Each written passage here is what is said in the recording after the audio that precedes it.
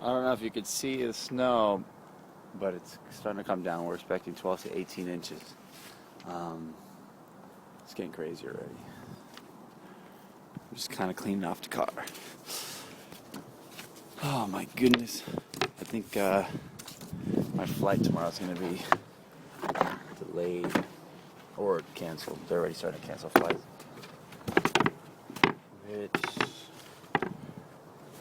could suck, but at least I'll have some snow. It's gonna get bad.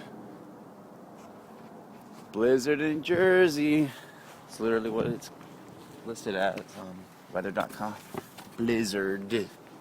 Sipping on scissor.